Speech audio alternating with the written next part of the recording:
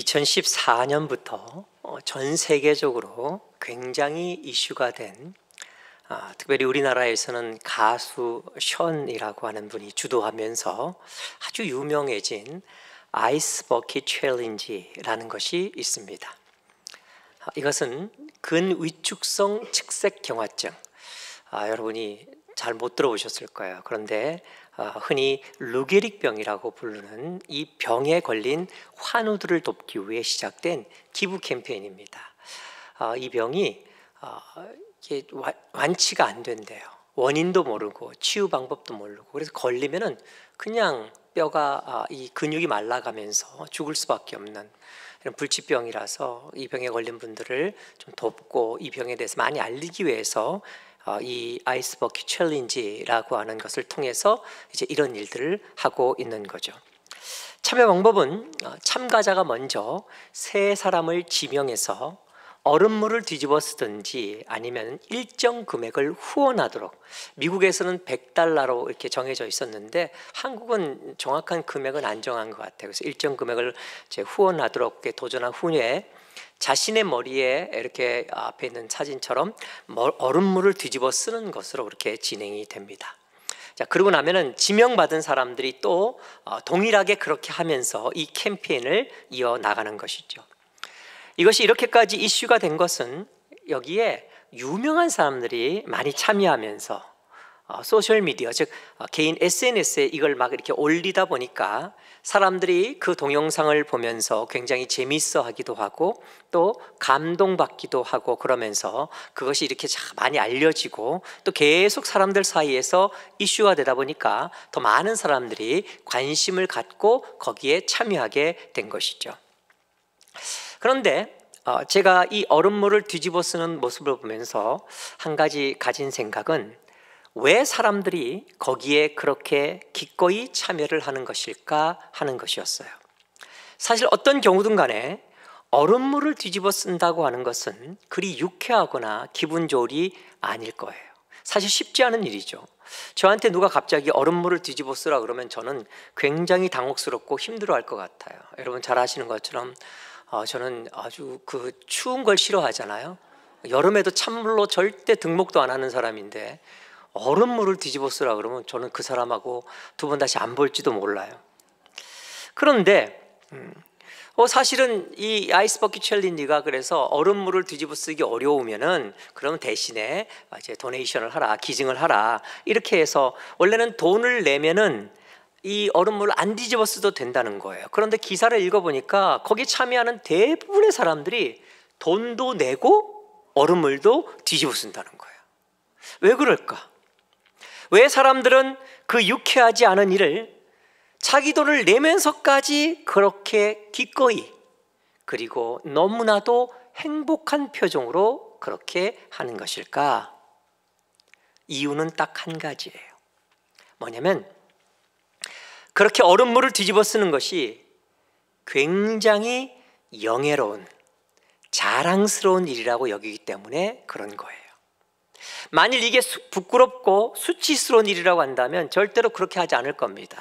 그리고 누군가가 자기를 지명하면 그 사람하고 사이가 안 좋아질 거예요. 그런데 이게 너무 영예로운 일이니까, 너무 가치 있고 귀한 일이니까 사람들이 기꺼이 그렇게 얼음물을 뒤집어 쓰는 것이고, 또 다른 사람들, 자기랑 친한 사람들이나 혹은 다른 사람들을 이렇게 지명하기도 하고, 또 지명받은 사람들은 그걸 또 자랑스럽게 여기면서 기꺼이 그 캠페인을 이어가려고 애를 쓴다는 것이죠. 자, 그럼 이게 뭐가 그렇게 영예로우냐? 얼음물 뒤집어 쓰는 게 뭐가 그렇게 영예로우냐? 그것은 이것이 다른 것이 아니라 바로 남을 돕는 일에 쓰임받는 것이기 때문에 그렇다라는 거예요. 더 정확히 이야기하자면 남을 돕는 귀한 일에 쓰임받기 위해 선택받은 것이니까, 그래서 기쁘게 생각하고 이것을 굉장히 영예롭게 생각하고 행복하게 거기에 참여한다는 것이죠. 그렇기 때문에 우리가 우리 인생을 크게 두 가지로 나눈다면, 우리 인생 여러 가지로 나눌 수 있겠지만, 그런데 이런 관점에서 우리 인생을 나눠본다면 우리 인생은 크게 자기 자신만을 위해 살아가는 인생과 다른 어떤 것을 위해 쓰임받는 인생, 이렇게 둘로 나뉠 수가 있다라는 거예요. 철저하게 자기 자신만을 살아가는 사람, 자신만을 위해 살아가는 사람이 있는가 하면 정말 귀하고 가치 있는 일에 자기의 삶을 나누며 쓰임받으며 살아가는 사람도 있다라는 거예요. 자, 여러분은 이 둘 중에서 어디에 속하십니까? 이게 오늘의 도전이에요. 자신만을 위해 살아가는 인생은 아무리 열심히, 아무리 성공적으로 살았다 할지라도 그건 절대로 영예롭지 않습니다. 가치 있지 않아요. 그런 인생을 아름답다고 말하지 않습니다. 반면에 아무리 힘들고 어려운 삶을 살았어도 귀한 것을 위해 쓰임받은 인생은요, 정말 영예롭고 아름답고 가치 있다라고 말할 수 있다라는 거예요. 물론 여기서도 중요한 것이 있죠. 그것은 쓰임받는다고 해서 무조건 다 좋은 건 아니라는 거예요. 누구에 의해서, 무엇을 위해 쓰임받느냐가 굉장히 중요합니다. 아무리 쓰임받았어도 그 쓰는 주체가 어떤 문제가 있거나 혹은 쓰임받는 내용이 잘못된 것이라면 그건 오히려 쓰임받지 않는 것보다 훨씬 더 비참하고 안타까운 것이 될 수 있다는 거예요.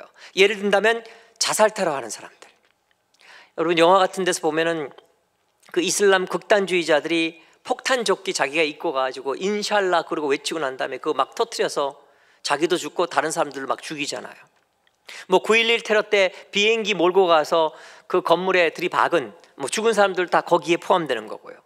근데 여러분 아셔야 될 게 그때 그 사람들은요, 나름대로 어떤 권위에 의해, 자기가 어떤 뭐 자기가 그렇게 하고 싶어서 하는 게 아니라 나름대로 어떤 권위에 의해 나름대로의 명분을 가지고 스스로는 굉장히 영예롭게 쓰임받는 거라고 생각했을지 모르겠지만 우리는 너무 잘 알잖아요. 그 권위는 가짜고, 그리고 그 명분이라는 것이 정말 잘못됐다는 것을, 악하다는 사실을 말이죠. 그러니까 그런 일에 쓰임받는 사람들은 누구보다 불쌍한 사람들이에요. 누구보다 안타까운 인생이고 정말 허무한 삶이죠. 이게 정말 속상한 이야기예요. 뭐 거기까지 가지 않는다 할지라도 여러분 이단과 사이비에 이용당해서 자신의 인생을 허비하는 사람들 볼 때 우리가 얼마나 안타깝습니까? 자, 그렇기 때문에 이제 우리가 내릴 수 있는 결론은 이것입니다. 우리가 정말 아름답고 성공적인 삶을 살기 위해서는 반드시 쓰임받는 인생이 되어야 하는데, 그런데 그 쓰임받는 것이 정말 참된 권위에 의해서 정말 아름다운 일을 위해 쓰임받는 삶이 되어야 한다라는 거예요. 그래야 아름답고 가치 있는 인생이 될 수 있다는 것이죠. 여러분, 그래서 신앙인은 아름다울 수밖에 없는 거예요. 왜냐하면 신앙은 참된 권위이신 하나님에 의해 이 세상 그 어떤 것보다도 귀한 일에 쓰임받는 삶이기 때문에 그렇다라는 거예요. 그게 바로 신앙생활이고 그게 바로 우리의 신앙입니다.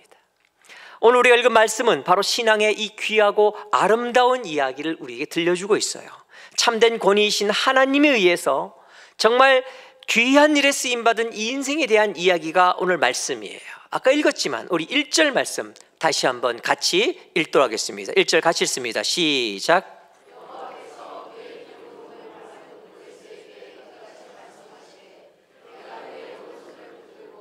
그 앞에 열국을 항복하게 하며 내가 왕들의 허리를 풀어 그 앞에 문들을 열고 성문들이 닫히지 못하게 하리라. 아멘. 자, 오늘 말씀은 이렇게 시작합니다.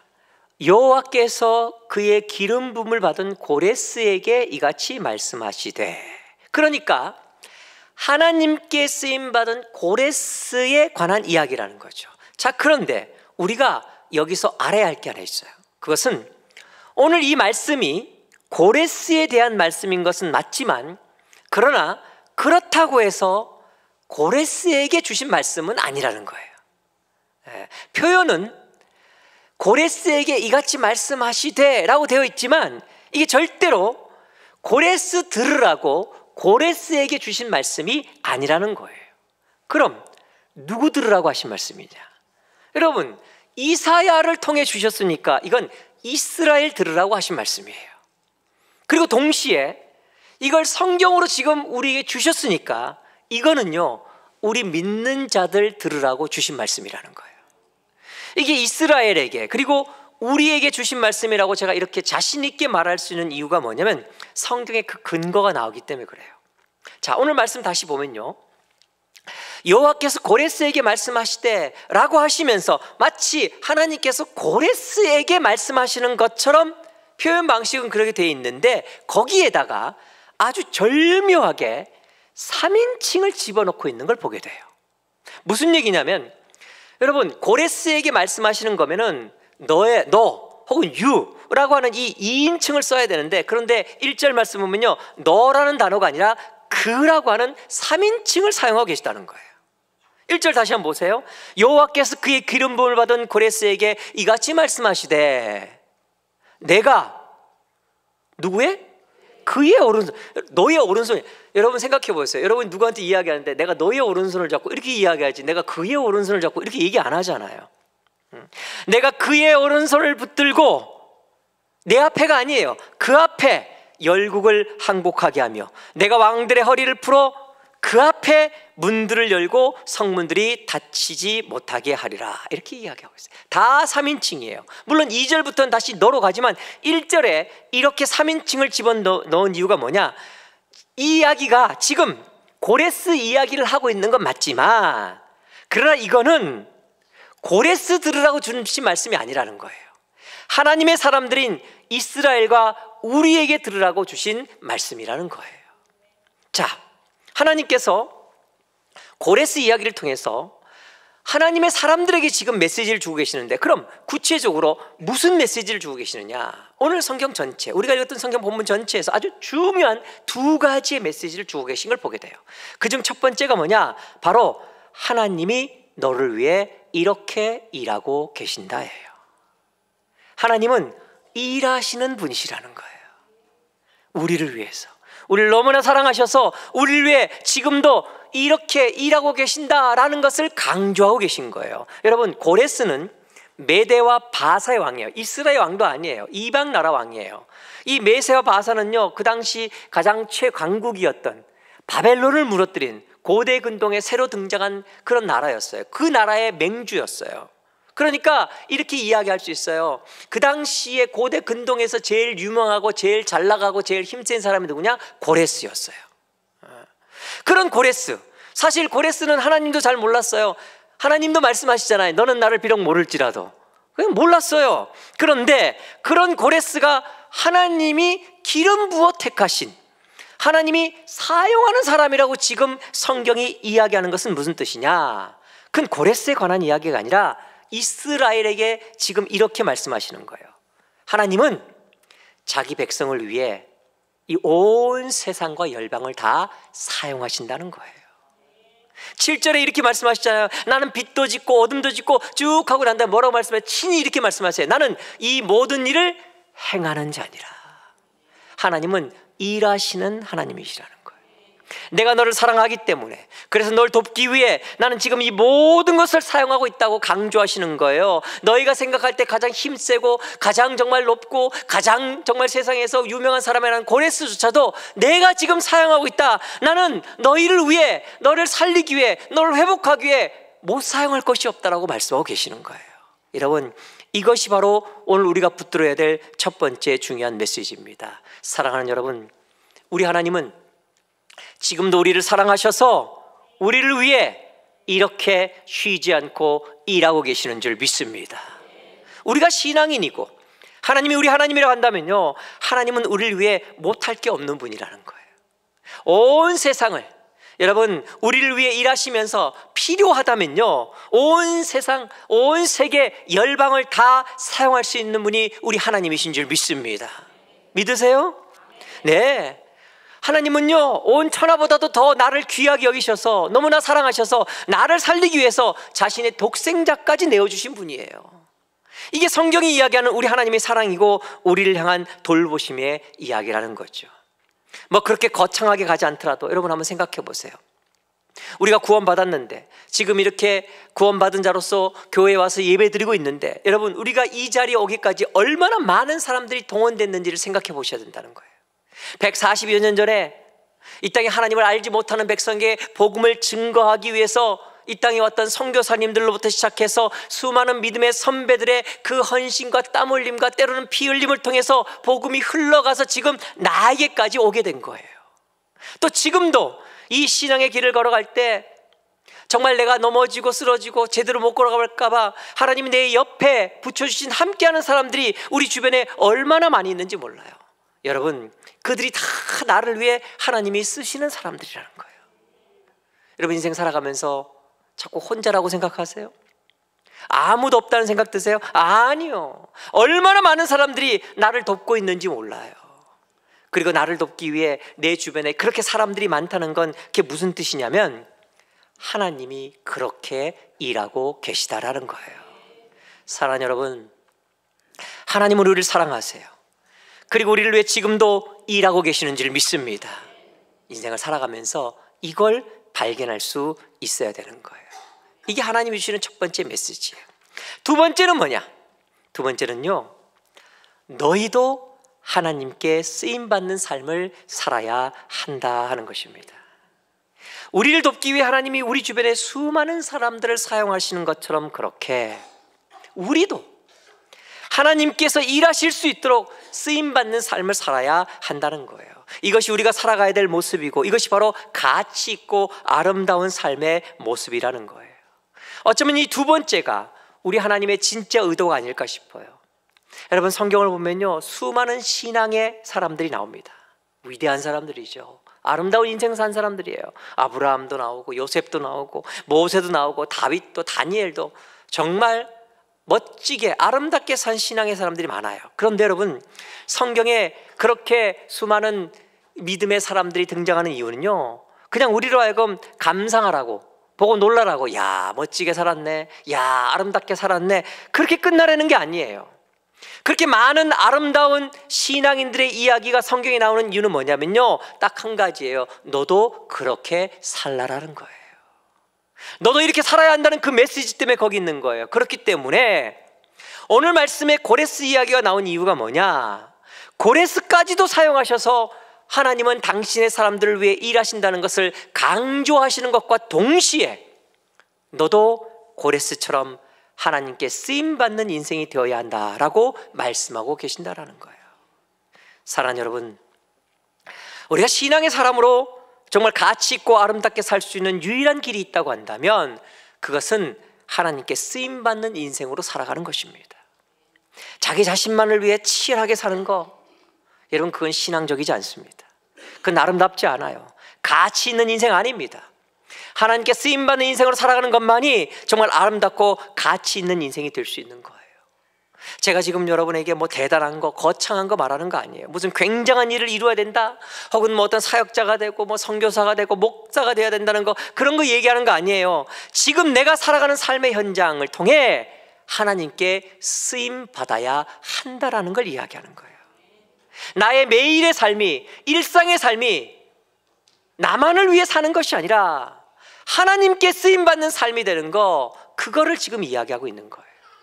예, 우리가 내일이면 또 직장에 가서 일을 할 거예요. 항상 하던 일이고 늘 만나던 사람들이고 익숙한 비즈니스 현장일 거예요. 하지만 여러분, 이제 그것이 나를 위해서만 일하는 것이 아니고 내가 먹고 사는 거 해결하려고 가는 것으로만 끝나는 게 아니라 하나님께서 나를 사용하셔서 하나님의 일하심을 보여줄 수 있는 것으로 만들어야 된다는 거예요.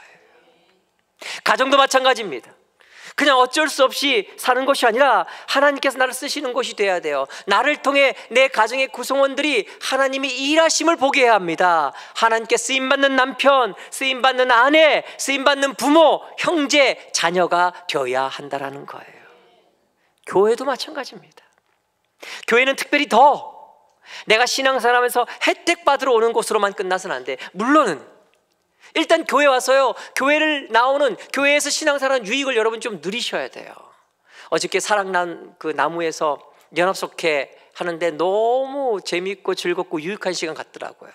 그런데 참 많은 분들이 참석을 못 하셨어요. 안타깝더라고요. 그 좋은 시간, 그 좋은 자리를 이렇게 마련했는데 왜 이런 유익을 누리지 못할까, 너무 안타까웠어요. 여러분, 일단 여러분이 이 신앙생활하는 교회, 인천 동산교회를 통해서 하나님이 주시는 그 유익을 누리기를 주의 이름으로 축원합니다.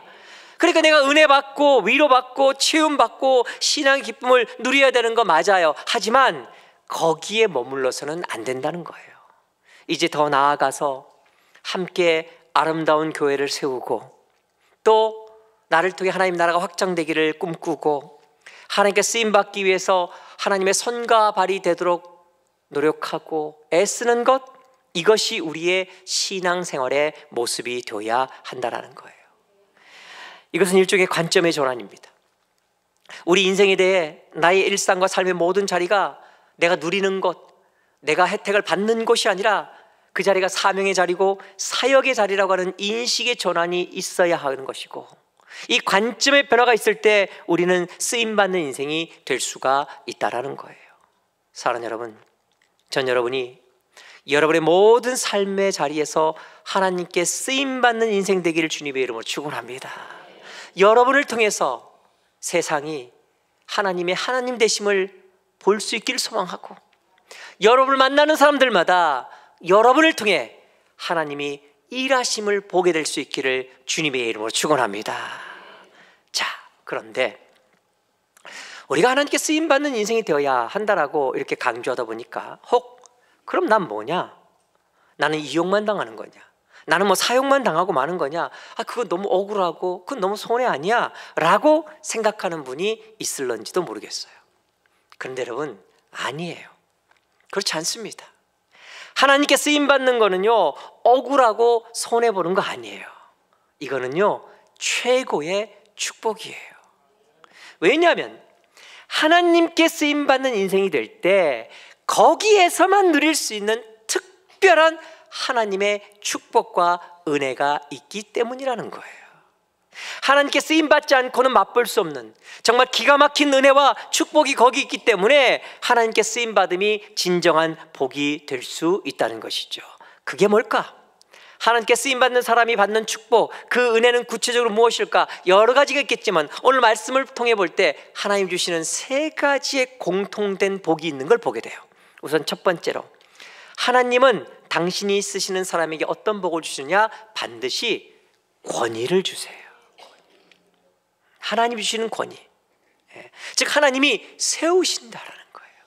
이것이 하나님이 쓰시는 자에게 주시는 첫 번째 특별한 축복이에요. 우리 1절 말씀 다시 한번 읽겠습니다. 1절 같이 읽습니다. 시작. 여호와께서 그의 기름 부음을 받은 고레스에게 이같이 말씀하시되 내가 그의 오른손을 붙들고 그 앞에 열국을 항복하게 하며 내가 왕들의 허리를 풀어 그 앞에 문들을 열고 성문들이 닫히지 못하게 하리라. 아멘. 보세요. 하나님께 쓰시기 위해서 하시는 일이 있어요. 뭐냐면요, 기름을 부으세요. 기름을 부으신다는 거 여러분, 세우신다는 뜻을 가지고 있어요. 그리고 뭐 하세요? 그의 오른손을 붙든다는 거예요. 오른손을 꽉 붙어서 이렇게 세워주신다는 거죠. 하나님의 기름 부으심과 붙드심, 이것이 바로 하나님이 세우시는 권위를 주신다라는 의미를 가지고 있는 거예요. 그래서 그 권위가 있기 때문에, 그런 권위가 있을 때 생겨나는 일에 대해서 뭐라고 설명합니까? 바로 그 앞에, 1절에서 계속 반복하는 게 그 앞에잖아요. 그 앞에 열국이 와서 항복을 하고, 그 앞에 모든 왕들이 허리를 풀어 헤치고 와서 무릎을 꿇고 그 앞에서 성문이 열리는 그런 일들이 생긴다라는 거예요. 저는 여러분에게 이런 일들이 있기를 주의 이름으로 축원합니다. 이것이 하나님이 쓰시는 사람에게 주시는 권위고 권위의 복이라는 거죠. 이걸 또 잘 보여주는 것 중에 하나가 예수님께서 12제자를 파송하실 때예요. 예수님께서 제자들을 세상에 보내실 때 그냥 보내신 것이 아니라 성경을 보니까 뭐를 주셨냐면요, 능력과 권세를 주신다고 하셨어요. 근데 그때 주신 권세라는 말, 그걸 헬라어로 보면 엑수시아라는 말인데 이게 다른 말로 하면요, 권위란 뜻을 가지고 있어요. 그러니까 하나님은 당신의 사람들을 쓰시려고 보내실 때 그냥 보내지 않으시고 권위를 주어서 보내신다는 거죠. 세상 가운데 세우신다는 거예요. 아름답게 하시고 힘있게 하신다는 거죠. 똑같이 지금도 주님께서는요, 주의 이름으로 일컬어진 우리에게, 우리가 우리 삶을 살아가는 모든 자리에서 정말 하나님의 일을 감당하고자 결단하고 몸부림칠 때 하나님 반드시 우리에게 이런 권위를 허락하실 줄 믿습니다. 권위는 인생을 떠받치는 골격과 같아요. 어떤 사람의 삶이 무너졌다 그러면 그건 무슨 뜻이냐면 사실 그 인생의 권위가 무너진 거예요. 어떤 분이 실수를 했어요. 윤리적으로 도덕적으로 뭐 비난받을 만한 어떤 실수를 했어. 그럼 인생이 무너진다고 이야기해요. 왜 무너집니까? 그 무너진 이유가 뭐 그것 때문에 어떤 물질적인 손해를 봐서 어떤 현실적인 손해가 있어서 아니요. 그의 권위가 무너졌기 때문에 무너지는 거예요. 권위가 무너지면요 삶이 무너지는 거예요. 반면에 권위가 있으면 아무리 현실이 어렵고 힘들어도 어떤 정말 세상이 볼 땐 참 힘든 상황이 있다 할지라도 절대로 비참해지거나 혹은 수치스러워지지 않는다라는 거예요. 이 권위는 가치의 근간입니다. 권위의 사람은 그래서 존귀한 사람인 거예요.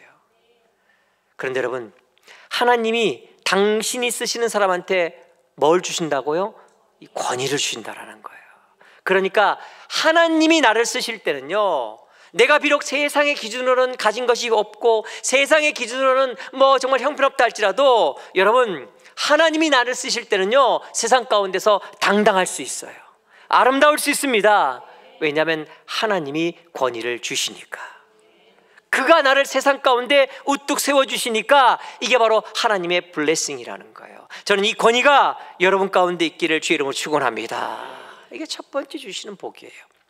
두 번째는 뭐냐? 하나님은 당신이 쓰시는 사람에게 뭘 주시냐? 능력을 주신다라는 거예요.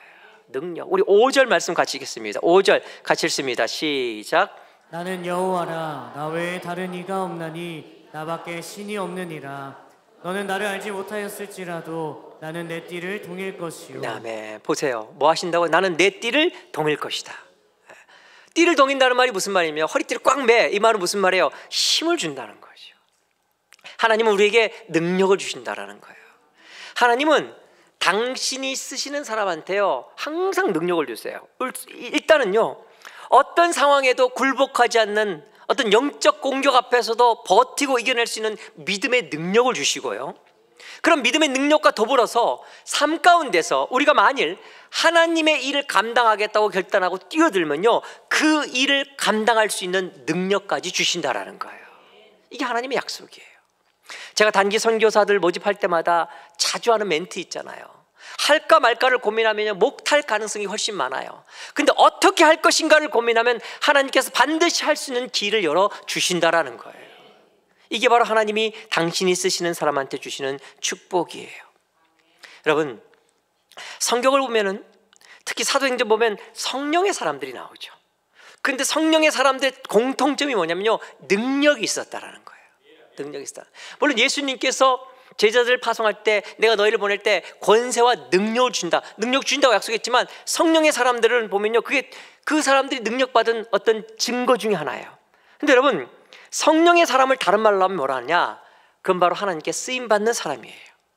하나님은 당신이 쓰는 사람에게 예외 없이 성령을 주시고 성령을 통해 그 능력을 허락하신다라는 거예요.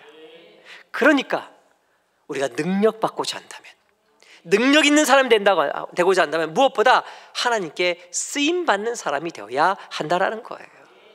하나님께 쓰임받는 사람이 되지 못하면요 능력을 구할 수도 없을 뿐더러 구해도 못 받는다는 거예요. 생각해 보세요. 하나님이 자기 위해 쓰려고 그러는데 능력 주는 거 보신 적 있으세요? 아니요. 예수님이 그 많은 기적을 일으키셨지만 단 한 건도 자기를 위해 일으킨 적이 없어요. 다 하나님의 역사를 감당하기 위해 일으키신 거예요. 하나님께 쓰임받는 사람만이 능력을 받을 수 있어요. 그러니까 능력을 받으려고 하면 내가 먼저 하나님께 쓰임받는 사람이 되어야 한다라는 거예요. 이게 하나님이 주신 두 번째 축복이에요.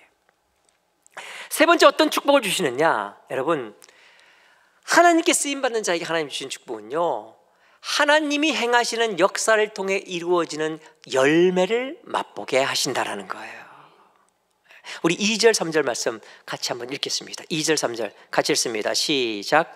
내가 너보다 앞서가서 험한 곳을 평탄하게 하며 논문을 쳐서 부수며 새빗장을 꺾고 내게 흑암 중에 보화와 은밀한 곳에 숨은 재물을 주어 내 이름을 부르는 자가 나 여호와 이스라엘의 하나님인 줄을 내가 알게 하리라. 아멘. 여러분, 이 말씀은 단지 그냥 정복하면서 그날에 숨겨진 재물 뭐 이런 거 다 약탈하고 뭐 이런 거 말하는 게 아니에요.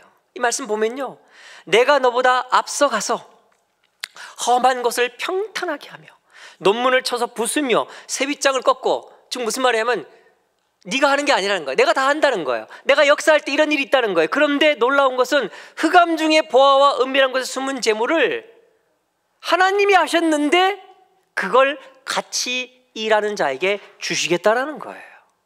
여러분, 저 정확하게 이해하면 이게 무슨 뜻이냐면, 하나님은 당신이 쓰는 사람들은 어떤 복을 주시냐, 하나님이 역사하시는 그 역사에 함께 동참하게 하면서, 함께 가게 하면서, 그러면서 그 역사를 통해 이루어지는 놀라운 열매들을 맛보는 축복을 허락하신다라는 거예요.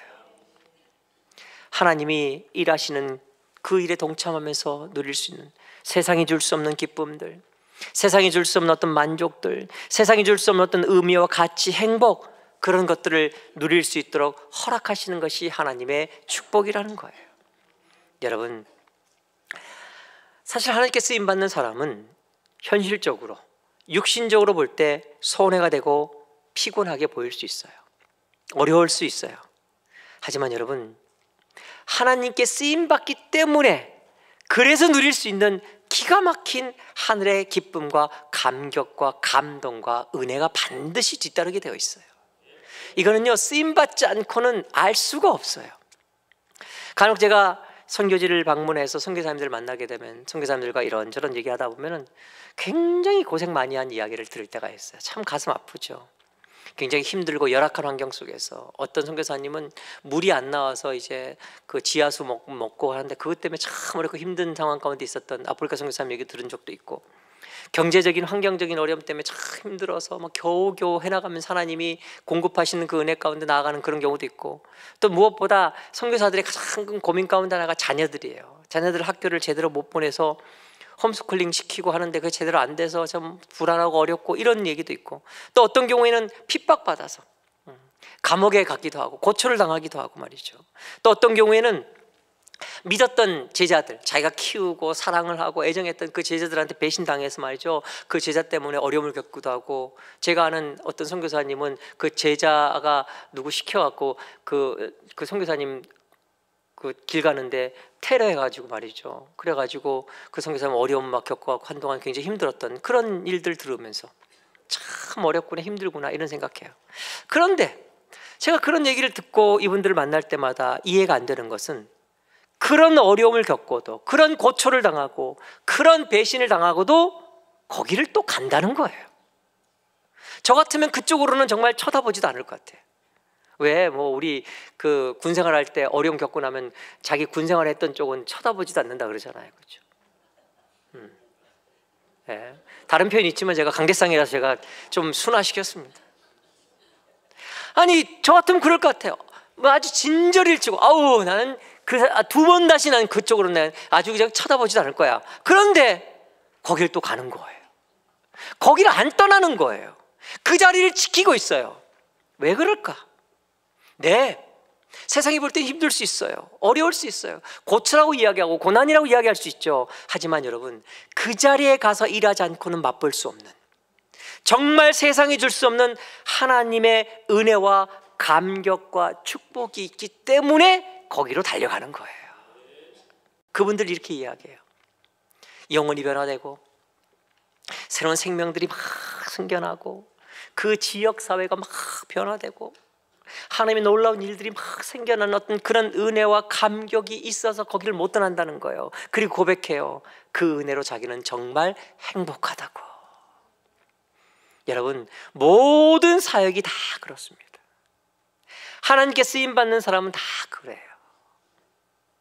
여러분, 교회를 섬기면서 일을 하는 사람도 그렇고요, 모든 사역의 자리에 있는 사람은 다 그렇습니다. 힘들어요, 어려워요.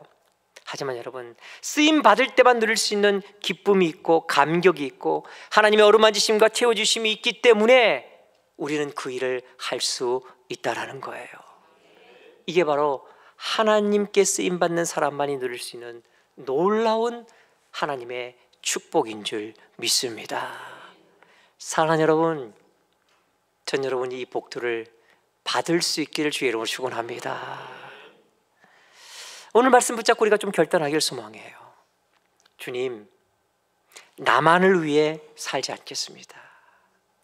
내게 허락하신 많은 것들, 귀한 것들, 때로 물질, 건강, 지혜, 그거 가지고 그냥 나만을 위해서, 오직 나를 위해서, 내 가족들만을 위해서 그렇게 몸부림치면서 아침부터 밤늦게까지 그냥 땀 흘리면서 바둥바둥 사는 그런 인생이 아니라 하나님 가치 있는 일에 쓰임받는 인생 되길 소망합니다. 아름다운 인생 되길 소망합니다. 정말 어떤 자리에 있든지 하나님께 쓰임받는 사람 되어서 사람들을 살리고 사람들을 섬기며 하나님 나라를 이루어가며 하나님의 영광을 드러내는 하나님의 사람이 되게 하여 주시옵소서. 네, 정말 그렇게 기도하고 그렇게 살아갈 때 우리 인생은 가치 있고 아름다울 수 있게 될 줄 믿습니다. 내 삶이 하나님의 역사가 되기를 꿈꾸고 나의 일상이 하나님의 나라가 되기를 소망하며 나를 통해 세상이 하나님을 만나고 하나님의 일하심을 보게 되기를 그려가면서 정말 그 일에 온전히 우리의 삶을 드리면서 의미 있고 가치 있고 아름다운 삶을 살아가는 저와 여러분 될 수 있기를 주님의 이름으로 간절히 축복합니다. 우리 다 자리에 일어나셔서 함께 찬양하고 기도하겠습니다.